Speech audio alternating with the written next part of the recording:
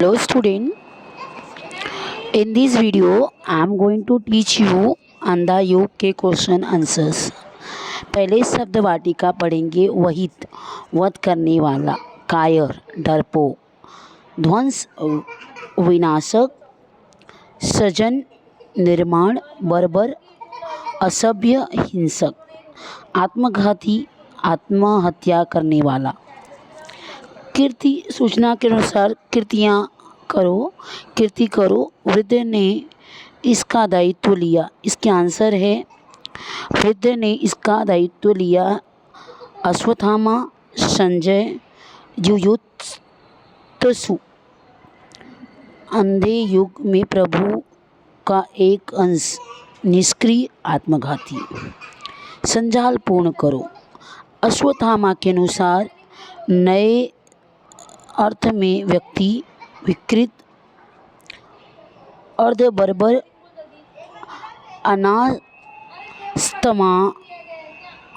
अनास्तमामय, आत्मघाती।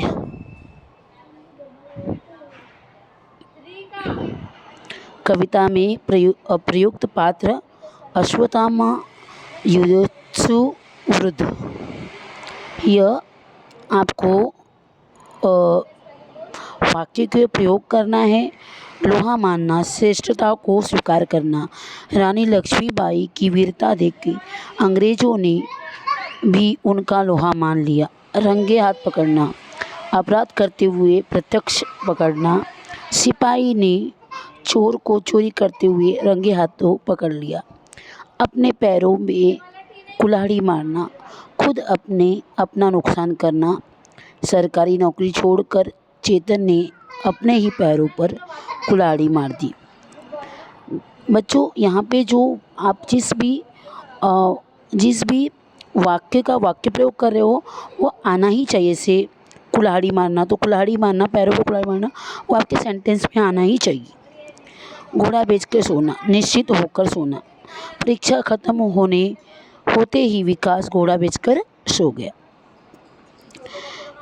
यहाँ पे कर्म ही पूजा पे आपको लिखना है। तो यहाँ पे आपको लिखना है कर्मे वाधिकारस्ते माँ फलेतु कदाचय। भगवान श्री कृष्ण ने महाभारत के युद्ध में अर्जुन से यह कर्म का सिद्धांत कहा। इंसान अपनी आखिरी सांस तक कर्म करता रहे। इंसान को अपनी ज़िंदगी में कर्म को सबसे बड़ा महत्व देना चाहिए। कर्म की पूजा करनी चाहिए। इंसान अच्छे कर्म से दुनिया में पहचाना जाता है। कर्म करने से ही आदमी अपनी तरक्की कर सकता है। अपने अच्छे कर्म से ही इंसान संपूर्ण समाज को बदल सकता है। मदर टेरेसा, हेनल केलर अपने उत्तम कर्म से दुनिया में मशहूर हैं। यहाँ पे देखो उपयोजित लेखन। बच्चों, आपको निम्नलिखित मुद्दों के आधार पर कहानी लिखकर उचित शीर्षक। एक गांव और दर्जी की दुकान। प्रतिदिन हाथी दुकान से होकर नदी पर नहाने जाना। दर्जी का हाथी को केला खिलाना। एक दिन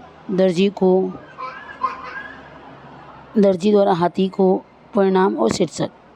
तो आपको ये लिखना है, जैसी करनी वैसी भरनी। आपने एज इट इज़ ही लिखना है बच्चों कि एक गांव में एक दर्जी रहता था। वह स्नेही और मेहनती व्यक्ति था।